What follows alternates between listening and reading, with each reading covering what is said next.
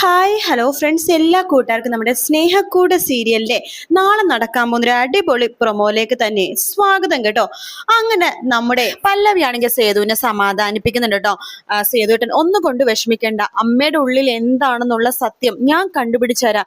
അതിന് കുറച്ച് ദിവസങ്ങൾ മാത്രം എനിക്ക് സേതുവേട്ടൻ തന്നാൽ മതി. അമ്മയുടെ മനസ്സിൽ എന്തോ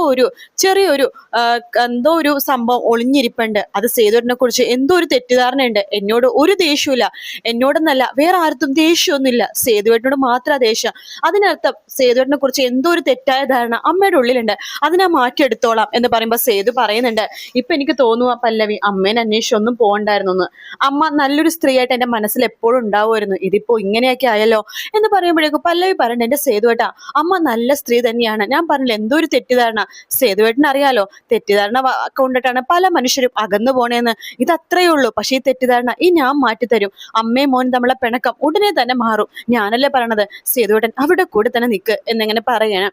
അങ്ങനെ സേതു കരഞ്ഞുകൊണ്ട് അവിടെ നിൽക്കുന്നുണ്ട്. തന്റെ പൊന്നനിയത്തിമാരും തന്റെ പൂർണിമാമ്മയൊക്കെ ഇരുട്ടത്ത് ഭക്ഷണം കഴിക്കുന്നതും കൊതുക് കടി കൊണ്ടിട്ട് ഒരു മൂലക്ക് ചുരുണ്ടുകൂടി ഉറങ്ങണതൊക്കെ കണ്ടുകൊണ്ടിരിക്കുകയാണ് സേതു.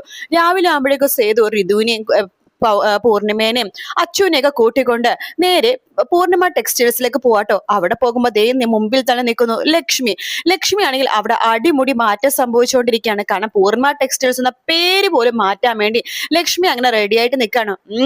നീ എന്താ ഇവിടെ എന്ന് ഋതുവിനോട് ലക്ഷ്മി ചോദിക്കുമ്പോ ഋതു പറയുന്നുണ്ട്, ഞാൻ എന്താ ഇവിടെ എന്ന് അറിയില്ലേ, ഇതേ എന്റെ അച്ഛൻ എനിക്ക് വേണ്ടി ഉണ്ടാക്കി തന്ന ടെക്സ്റ്റൈൽസാ, പൂർണിമ ടെക്സ്റ്റൈൽസ്.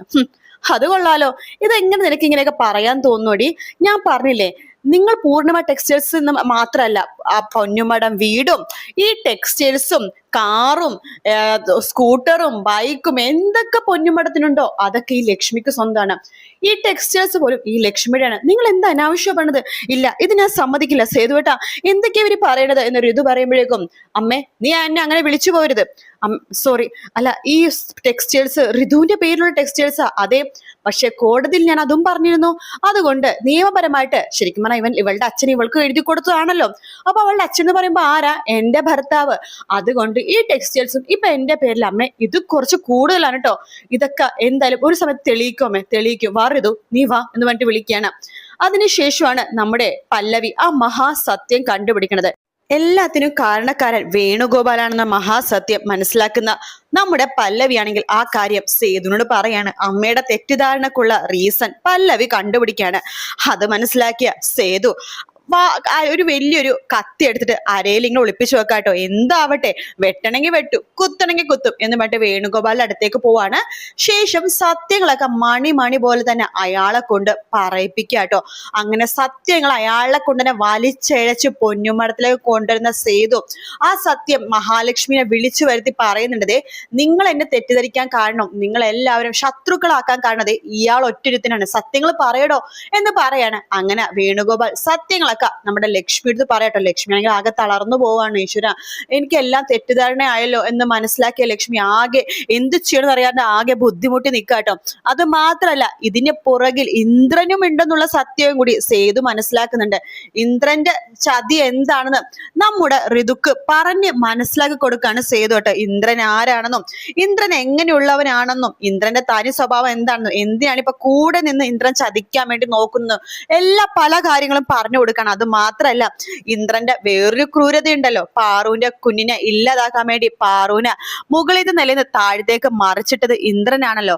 ആ ഒരു സത്യവും കൂടി തെളിയിക്കാട്ടോ. അങ്ങനെ നമ്മുടെ വിശ്വനും അതുപോലെ തന്നെ പാറും കൂടി ഇന്ദ്രന്റെ ഈ കാര്യവും കൂടി പറഞ്ഞു കൊടുക്കുമ്പോഴേക്കും പൂർത്തിയാവും. ഋതു പിന്നെ ഇന്ദ്രനെ അവിടെ ചവിട്ടി പുറത്താക്കാണ്. താൻ ഇറങ്ങി പോടോ, ഇനി മേലാൽ തനിക്ക് എന്നെ പോലത്തെ ഒരു ഭാര്യയില്ല, അത് മാത്രല്ല താൻ ഇനി മേലാൽ ഈ വീട്ടിൽ കാലുകുത്തി പോവരുത് എന്നൊക്കെ പറഞ്ഞ് ഋതു തന്നെ ഇന്ദ്രനായിട്ടുള്ള എല്ലാ ബന്ധവും ഉപേക്ഷിക്കുകയാണ്. എന്റെ സേതുവിനോട് പറയണ്ടേട്ടാ, നാളെ തന്നെ നല്ലൊരു വക്കീലിനെ കാണണം. ഇയാളും ഞാനും തമ്മിലുള്ള ബന്ധം ഇവിടെ അവസാനിച്ചു. ഇനി ഇയാൾ ആരാണെന്നോ എന്താണെന്നോ എനിക്കറിയില്ല. ഇയാളെ ഞാൻ എല്ലാ ബന്ധത്തിലും ഉപേക്ഷിച്ചു എന്നൊക്കെ പറഞ്ഞ ഋതു കടുത്ത തീരുമാനം എടുക്കുകയാണ്. അതേസമയം നമ്മുടെ എല്ലാ സത്യങ്ങളും മനസ്സിലാക്കിയ ലക്ഷ്മി ആണെങ്കിൽ പല്ലവി എടുത്ത് പറയുന്നുണ്ട്, പല്ലവി മോളെ തെറ്റു പറ്റിപ്പോയല്ലോ, ഞാൻ ഏറ്റവും കൂടുതൽ വേദനിപ്പിച്ചത് പൂർണിമേനെയാണ് എന്ന് പറയുമ്പോഴേക്കും നമ്മുടെ എന്താണ് പല്ലവി പറയണ്ട്, അമ്മേ അത് വെറുമൊരു വഴക്ക് പറയലോ അല്ല, വെറുമൊരു തെറ്റിദ്ധാരണയല്ലായിരുന്നു. അമ്മ എന്തൊക്കെ രീതിയിൽ ചീത്ത വാക്കുകളാ പൂർണിമാമനെ പറഞ്ഞതെന്നോ ഒന്ന് ഓർത്തു നോക്ക്.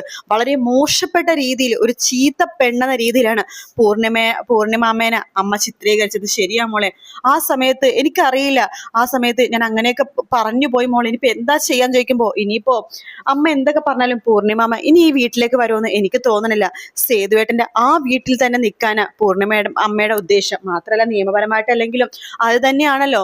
അമ്മ എന്തായാലും അങ്ങനെ ഇനി വരത്തൊന്നുത്തില്ലെന്ന് തോന്നുന്നു പറയുമ്പോൾ ലക്ഷ്മി പറയുന്നുണ്ട്, ഞാൻ പോയിട്ട് പൂർണിമയുടെ കാല് പിടിക്കാം, കാല് പിടിച്ച് ഞാൻ പൂർണിമേനെ ഇങ്ങോട്ടേക്ക് കൊണ്ടുവരാം എന്നൊക്കെ പറയാട്ടോ ലക്ഷ്മി. അപ്പൊ പല്ലവി പറഞ്ഞിട്ട് ശരി എന്നാ അമ്മയുടെ കൂടെ ഞാനും വരാന്ന് പറയാണ്. അങ്ങനെ പല്ലവിയുടെ കൂടെ ലക്ഷ്മി പോവാണ്. പൂർണിമ അടുത്ത് സംഭവിച്ച കാര്യങ്ങൾക്കും പറഞ്ഞ വാക്കുകൾക്കും തെറ്റുകൾക്കും എല്ലാം ക്ഷമ ചോദിക്കാൻ ലക്ഷ്മി പല്ലവിയുടെ കൂടെ അങ്ങനെ പൂർണിമേനെ കാണാൻ വേണ്ടി പോവാണ്. പല്ലവി പറയുന്നുണ്ട്, പൂർണിമാമ ഒരിക്കലും ക്ഷമിക്കുമെന്ന് എനിക്ക് തോന്നുന്നില്ല, കാരണം അങ്ങനത്തെ വൃത്തികെട്ട വാക്കാണല്ലോ ലക്ഷ്മിയമ്മ പറഞ്ഞത്. എന്നാലും സംസാരിച്ച് നോക്കാമെന്ന് പറഞ്ഞിട്ട് പൂർണിമേനെ കാണാൻ വേണ്ടി പോവാണ്. പൂർണിമ അടുത്ത് പറഞ്ഞ കാര്യങ്ങൾക്ക് മാപ്പ് പറയാൻ വേണ്ടി. ആ സമയത്താണ് പൂർണിമക്ക് ആ വലിയൊരു മഹാദുരന്തം സംഭവിക്കുന്നത് കേട്ടോ. അതെ, പൂർണിമ കുഴഞ്ഞു വീഴുവാണ്. കുഴഞ്ഞു വീഴാന്ന് വെച്ചാൽ പൂർണിമയുടെ ജീവൻ പോകുന്ന രീതിയിലാണ് ആ വീഴ്ച കാണിച്ചു തന്നേക്കണം കേട്ടോ. പൂർണിമ വീഴുമ്പോൾ തന്നെ ഋതുവും അച്ചും ഒക്കെ ഓടി വരുന്നുണ്ട്. അമ്മേ അമ്മേന്ന് വിളിച്ചിട്ട് ഓടി വരുന്നുണ്ടെങ്കിലും പൂർണിമാമ അവിടെ നിന്ന് എഴുന്നേക്കുന്നില്ല. പല്ലവി പൊട്ടിക്കരയുന്നുണ്ട്. അങ്ങനെ ലക്ഷ്മിക്കാണെങ്കിൽ എന്ത് ചെയ്യണമെന്ന് അറിയില്ല. താൻ അത്രമാത്രം മനസ്സുകൊണ്ട് അവരെ വേദനിപ്പിച്ചിട്ടുണ്ടല്ലോ. സത്യം പറഞ്ഞാൽ പൂർണിമ മരിക്കുന്നുണ്ടെങ്കിൽ തന്നെ അതിന് പൂർണ്ണ ഉത്തരവാദി എന്ന് പറഞ്ഞ ലക്ഷ്മി തന്നെയാണ്. കാരണം എന്തൊക്കെ മോശപ്പെട്ട വാക്കുകളാണ് പറഞ്ഞത്. ഒരു വെപ്പാട്ടി എന്ന രീതിയിൽ പൂർണിമനെ കാണുമ്പോ എന്റെ ഭർത്താവിന്റെ വെപ്പാട്ടിയായിട്ട് വന്നവള് എന്നല്ലേ പറഞ്ഞുകൊണ്ടിരുന്നത്. ആ വാക്കുകൾ പാവത്തിന്റെ മനസ്സിൽ ഇങ്ങനെ നിന്ന് നീറിയാണ് അവസാനം പൂർണിമക്ക് ഈ ഒരു ദുരന്തം സംഭവിച്ചു കേട്ടോ. അങ്ങനെ തളർന്നൊടിഞ്ഞു വീണ പൂർണിമേനെ പല്ലവി സേതുവും കൂടി പൊക്കിയെടുത്തോണ്ട് ഹോസ്പിറ്റലിലേക്ക് എത്തിക്കുന്നുണ്ട്. ആ സമയത്ത് ലക്ഷ്മിക്കാണെങ്കിൽ കുറ്റബോധം കൊണ്ടിങ്ങനെ നിൽക്കട്ടെ, ഈശ്വര പൂർണിമയുടെ ഈ ഒരു അവസ്ഥക്ക് കാരണം താനാണ്. താൻ എന്തൊരു ക്രൂരതയാണ് ചെയ്തത്. ഒരിക്കലും താൻ ഇവിടെ വരാൻ പാടില്ലായിരുന്നു. തന്റെ മകൻ വിളിച്ചപ്പോൾ ഇങ്ങോട്ട് വരാൻ പാടില്ലായിരുന്നു. മാത്രമല്ല തന്റെ മകനെ മറ്റാരും പറഞ്ഞ് സംശയിക്കാൻ പാടില്ലെന്ന്. എല്ലാത്തിനും തെറ്റുകയറി താൻ തന്നെയാണ്. ഇനിയിപ്പോ എന്താ ചെയ്യാ? പൂർണിമനെ പോലത്തെ നല്ലൊരു അമ്മേനെ നഷ്ടപ്പെട്ട് കഴിഞ്ഞാൽ എന്റെ മോൻ ഒരിക്കലും എന്നോട് ക്ഷമിക്കില്ല. കാരണം അവനെ തന്നെക്കാളും വലുത് പൂർണിമേനെയാണ്. അവൻ ആദ്യമായിട്ട് അമ്മേന്ന് വിളിച്ചതും പൂർണിമേനെ തന്നെയാണ്. അതുകൊണ്ട് ഒരിക്കലും അവൻ തന്നോട് ക്ഷമിക്കില്ല.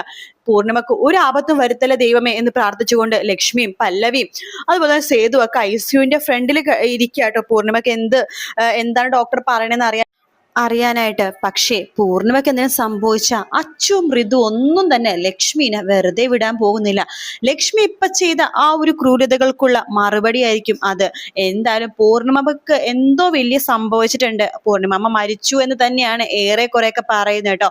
അങ്ങനെ മരിക്കുകയാണെങ്കിൽ ഇനി ഋതുവിന്റെയും അച്ചുവിന്റെയൊക്കെ അമ്മയായിട്ട് ലക്ഷ്മി അവിടെ വാഴോ, അതോ ലക്ഷ്മിനെ തന്റെ അമ്മേനെ കൊന്നതും അച്ഛനെ കൊന്നതൊക്കെ ഈ ലക്ഷ്മിയാണെന്ന് പറഞ്ഞിട്ട് മക്കളെല്ലാരും കൂടി ലക്ഷ്മിനെ വെറുക്കോ എന്നുള്ളതാണ് നമ്മൾ മറ്റന്നാളത്തെ എപ്പിസോഡില് കാണാൻ വേണ്ടി പോകുന്നു കേട്ടോ. അപ്പൊ വീഡിയോ ഇഷ്ടപ്പെടുകയാണെങ്കിൽ ലൈക്ക് ചെയ്യാനും സബ്സ്ക്രൈബ് ചെയ്യാനും കമന്റ് ചെയ്യാനും മറക്കല്ലേ.